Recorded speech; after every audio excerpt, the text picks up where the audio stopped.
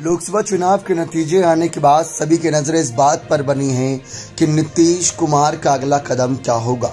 नीतीश कुमार ने एनडीए दल के साथियों के साथ बड़ी बैठक में इस बात को लेकर ऐलान तो कर दिया कि आगे प्रधानमंत्री के तौर पर नरेंद्र मोदी तीसरी बार शपथ ले तो इससे उनको कोई आपत्ति नहीं, पूरा समर्थन एनडीए को जता रहे हैं। लेकिन इसके बदले उनको क्या मिलेगा, कौन से मंत्री पद उनके साथियों को मिलते नजर आएंगे, जेडीयू को कितने मंत्री पद मिलेंगे, सवाल ये भी है। साल 2019 के वक्त भी आपने देखा था कैसे गहमा गहमी हुई थी, उसको लेकर भी ज्यादा यहाँ पर सियासी माहौल गरमाया हुआ है। ऐसे में बीजेपी का पूर्ण बहुमत न आना इस बार भी चिंता का विषय बना है, क्योंकि 272 के आंकड़े को पार रखने के लिए टीडीपी और जेडीयू दोनों की आवश्यकता है। लेकिन अब जेडीयू को लेकर वो क्या पद मांगते हैं या उनको क्या पद मिलते हैं वो अलग चर्चा है। लेकिन दूसरी तरफ कई ऐसी जनता है सोशल मीडिया पर जो अपनी बात नीतीश कुमार के लिए ये रख रही है कि नीतीश कुमार देखा जाए तो बिहार के मुख्यमंत्री कई बार रह चुके हैं, अब भी लगातार पदों पर हैं।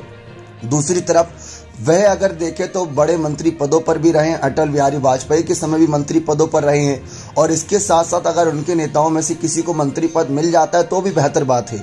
लेकिन जनता ये डिमांड कर रही है कि बिहार से जो प्रधानमंत्री बनने का एक सपना था, वो सपना तो फिलहाल अभी एक बड़ा सपना ही नजर आ रहा है। लेकिन अगर नीतीश कुमार चाहें तो प्रधानमंत्री ना सही लेकिन उप प्रधानमंत्री रखने की बात कर सकते हैं।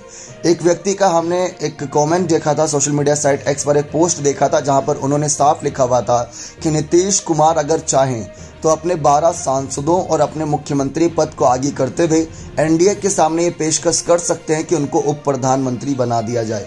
चंद्रबाबू नायडू क्या कर रहे हैं बात की बात है, लेकिन अगर नीतीश कुमार ये करते हैं कि जैसा कि खबरें हैं कि 12 सांसदों की अगर बात है तो 4 सांसदों पर एक मंत्री पद आना चाहिए, यानी कि नीतीश के पाले में 3 मंत्री पद आने चाहिए।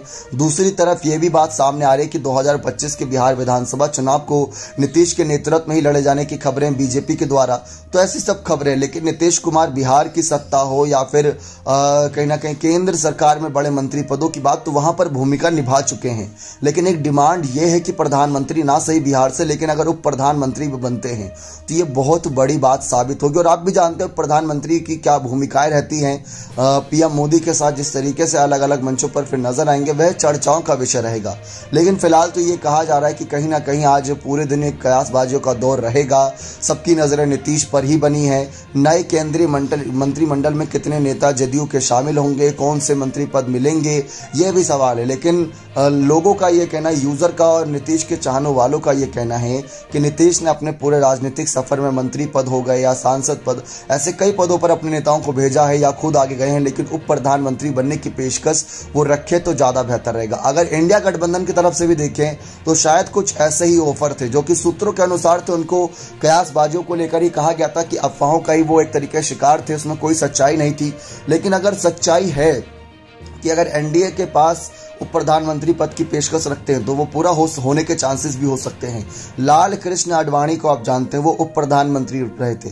पहले जो उप प्रधानमंत्री थे सरदार वल्लभ भाई पटेल, तो उसमें कई बड़े दिग्गजों के नाम हैं। ऐसे में नीतीश का नाम भी होना ये बड़ी ताकत हो सकता है, क्योंकि अब देखा जाए तो ये मिली जुली सरकार है ही, बीजेपी को पूर्ण बहुमत है नहीं, और एनडीए के साथी दल मिलकर ही सरकार को आगे बढ़ाने का काम करेंगे। उसमें उप प्रधानमंत्री पद की भूमिका भी काफी अहम हो जाती है।